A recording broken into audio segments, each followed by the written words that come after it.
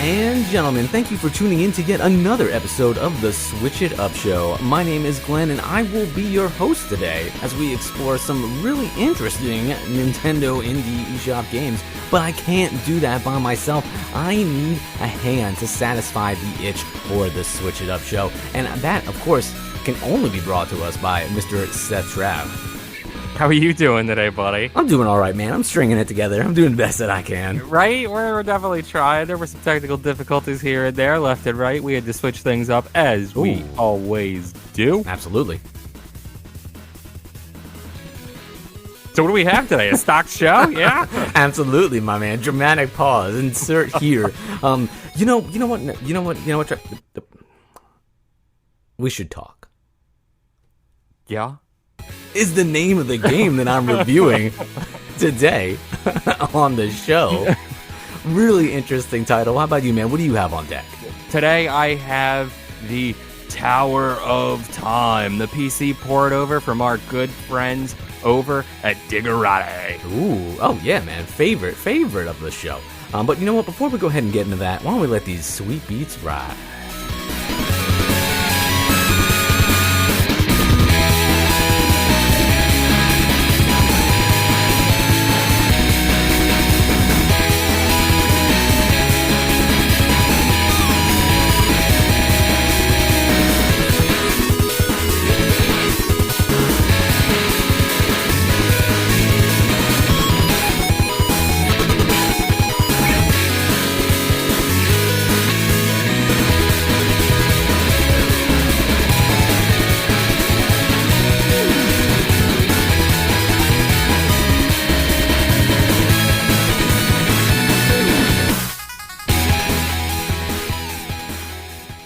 We almost never let it get that far in the song, and I feel like that's when it starts to get really, really good. So good. And then there's that like, doo! Oh yeah, I love it.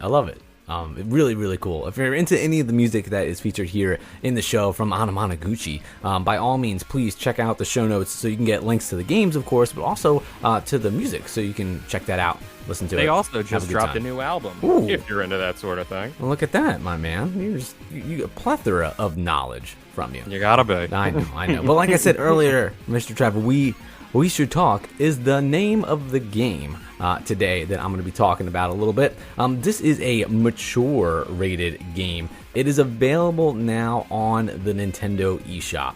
And it's mature, but like it's not. I don't want to say we don't specialize in mature games here on the Switch, but we play a lot of different games with all different types of ratings, all different types of age groups, and on the scale of like mature, this one is definitely it's definitely far more tame than some of the things that have the M rating. This game's $6.99 on the eShop. Again, available now. You get 35 gold coins when you purchase it. Let me go ahead and hit you with the little bit of the synopsis here. It's pretty short. It's not what you say, it's how you say it. We Should Talk is a short narrative game that will make you think carefully about the words you choose. Can your relationship survive the night? Using a unique narrative choice mechanic, players craft sentences in response to the in-game characters in We Should Talk. Through this careful choice of words, players express themselves as they discuss ongoing problems about life and romance with their in-game partner over text messages, while also chatting with friends and strangers at their local favorite bar about what's on their mind. The combination of words they choose impacts the conversations they have, how genuinely they can connect with their partner, and whether or not the relationship can survive the night. This game was just released today, on the day we were recording this, July 16th. Takes up 1.5 gigs of space, so you gotta have yourself a little bit of room there. And it is described as a simulation, communication, and other adventure by the great people over at Whitethorn Digital. Playable in TV mode, tabletop mode, and handheld mode. I played this one. Nice. Yeah, I played this one in handheld mode myself. We dabble in a little bit of the different modes. This game is This game is interesting. It's basically, I mean, we do a lot of like visual novel type games, and I feel like this is kind of around that, in that aspect. Basically, it's very much what the synopsis says. You're hanging out in a bar and you're making conversation with different people. Some people you've met before, other people are strangers, and throughout the night you're getting text messages from your girlfriend Sam, and kind of just like wondering like where you are, when you're coming home, and you get basically to construct a sentence, almost like you're playing magnetic poetry in a way. Did you ever have those? You strike me as the person who would have magnetic poetry. You mean what goes on refrigerators? Yeah, what other type of magnetic poetry is there? I don't know. My aunt had some. I don't think it was necessarily poetry. It all seemed dirty. I know that she had a Michelangelo's David with a bunch of different magnetic shirts and pants. There's no words. That's not poetry at all. But basically, in this, you're constructing the sentence, and you get to change, like, the subject, the verb, and the adjective to basically like put everything together. And you can, whatever combination you choose, it all makes sense, in sentence wise. So it's like you're like Mad Libs. Yeah. So I mean, but it's like you're actually communicating with people, and you kind of get to choose like you set the precedent for how the conversation is going to go. Flirty every time. I mean, that's it. And you could be super charming, or you could be an absolute jerk. And throughout the night, your phone is like going off from your girlfriend trying to find out what's going on. But it just seemed weird because like I'm playing this game, and it seems like no matter what you say, she's always kind of like super optimistic that everything's okay, despite the fact that you're out at this bar like all night long. It's really kind of weird. I wanted to kind of see if I could like see how angry I could get her, but it didn't seem like, it seemed like she was like, okay, cool. Like it didn't seem like she was too offended at the fact that I was just out talking to all these people. But it's just you interacting with different people, like kind of, I guess it's like a conversation simulator in a way. And it's a cool game to kind of just sit down and play and like watch unfold. There's a few different endings. You can actually, depending on like how you're playing, you can get through the game pretty quickly. You can finish it in like around like 30 minutes or so. But like they say there's a few different endings. I've only seen one.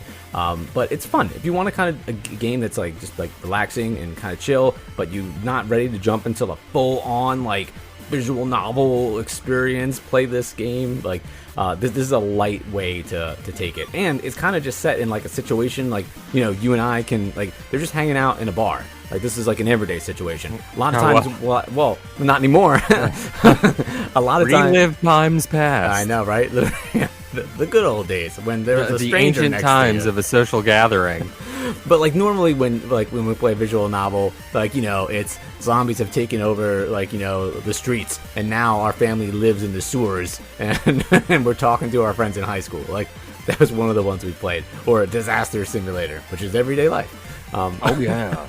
But We Should Talk is fun. It's a cool little game. The graphics are neat. I feel like you would really like the aesthetic. It's got that neon vaporwave, like teal, pink, like dark bar setting. You know my vibe. That's it, man. That's it. But it's cool. It's a fun game. It's $6.99. I feel like it's definitely worth it for that price. If it goes on sale, I feel like it's probably like a must buy. For what it is, I think it's a good time. I'm gonna go ahead and give it 3.5 out of 5. Oh, there you go. Yeah, man, it's fun. It's fun, and like the price point is spot on. I would just like to say that the publisher of the game that emails us the codes, they.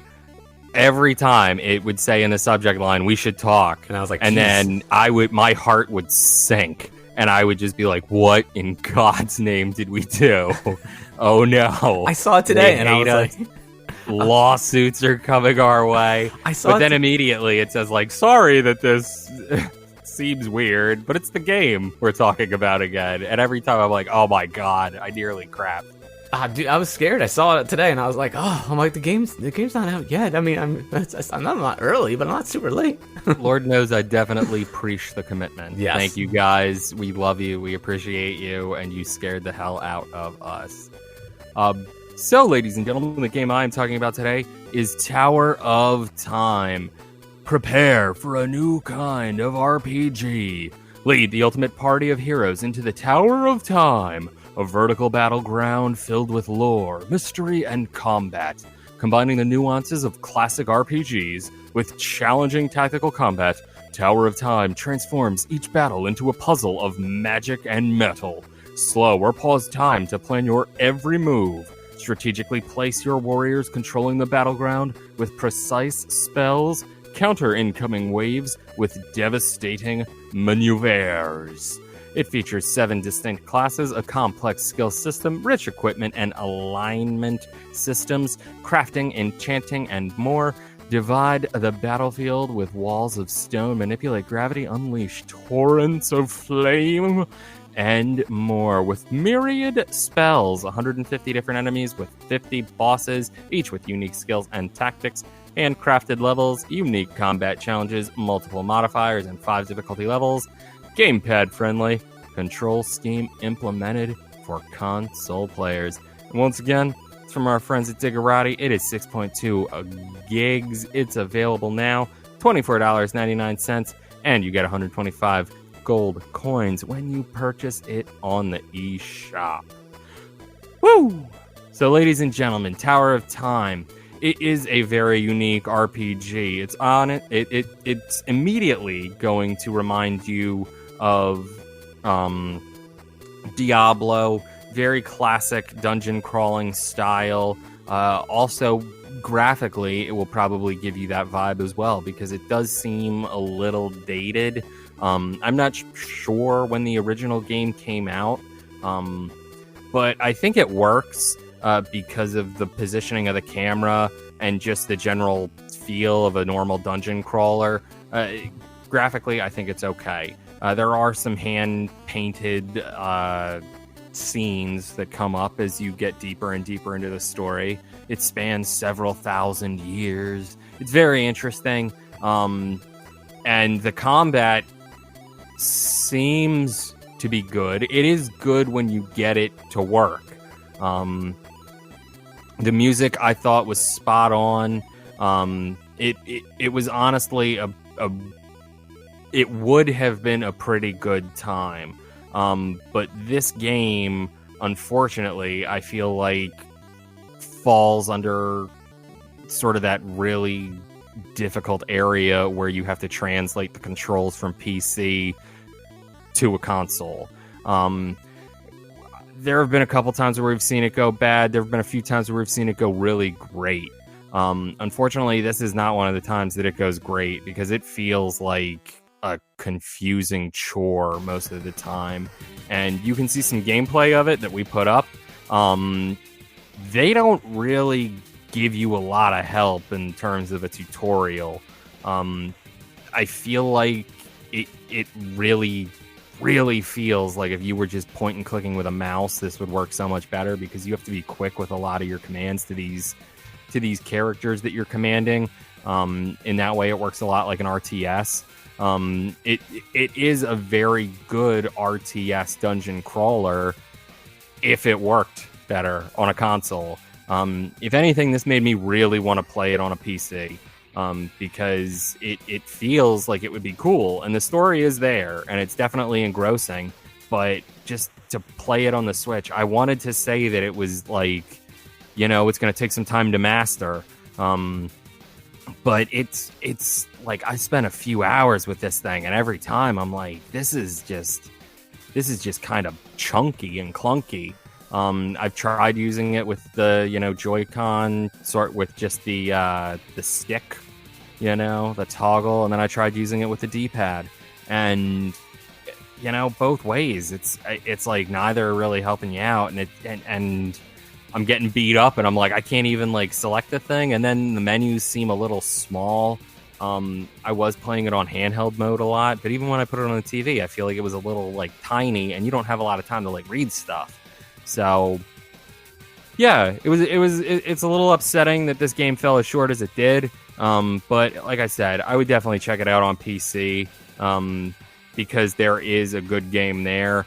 It's just not necessarily on the Nintendo Switch. So because of that, I am going to give the Tower of Time a 3.5 out of 5. That's not a terrible score, my man. No, because like I said, I think that if I was to pick it up on PC, it would be like 4.5 or close to a 5-ish kind of thing, because it seems like it's really trying to meld these two well-known genres together, that of the dungeon crawler and the RTS. So it was very interesting to try, and I definitely want to see what it's like if it's available on Steam, which I believe it's gotta be. Oh, you would. I mean, you would think so. I mean, if you don't have good controls, it's definitely you're gonna have a bad time. You're gonna see a game that suffers from that same type of issue on our next episode that I'm actually going to review. So stay tuned for that. But remember, ladies and gentlemen, if things ever get boring, you can always switch it up.